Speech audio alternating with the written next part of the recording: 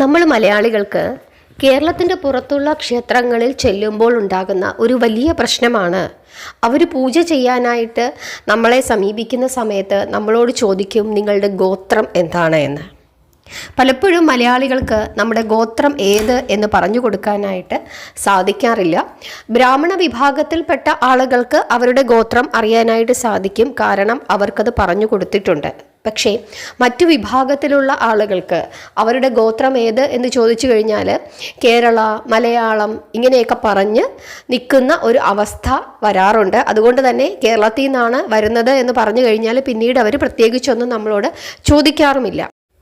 എങ്കിലും നമ്മുടെ കൂടെ മറ്റു സംസ്ഥാനങ്ങളിലെ ആളുകൾ വന്നിട്ടുണ്ട്, അല്ലെങ്കിൽ നമ്മുടെ കൂടെ മറ്റു സംസ്ഥാനങ്ങളിലെ ആളുകൾ, നമുക്കറിയാൻ മേലാത്ത ആളുകൾ പൂജ ചെയ്യാനായിട്ട് വന്നിട്ടുണ്ട്. അങ്ങനെയൊക്കെയുള്ള അവസരങ്ങളിൽ അവർ വളരെ ആത്മവിശ്വാസത്തോടു കൂടി അവരുടെ ഗോത്രം പറയുന്ന അവസ്ഥ കണ്ടിട്ട് നമുക്ക് സ്വയം നാണക്കേട് തോന്നുന്ന ഒരവസ്ഥ ഉണ്ടാകാറുണ്ട്. എനിക്ക് അങ്ങനെ ഒരു അനുഭവം ഉണ്ടായിട്ടുണ്ട്.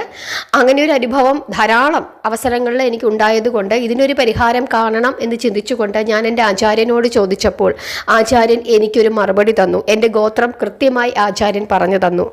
നിങ്ങൾക്കും നിങ്ങളുടെ ഗോത്രം അറിയണം എന്നുണ്ടെങ്കിൽ നിങ്ങൾ ലോഗ് വീഡിയോ ഒന്ന് കണ്ടു നോക്കൂ. വളരെ വിശദമായി എങ്ങനെയാണ് ആ ഗോത്രത്തിലേക്ക് നമ്മൾ എത്തുന്നത് എന്ന് അതിൽ പറഞ്ഞിട്ടുണ്ട്.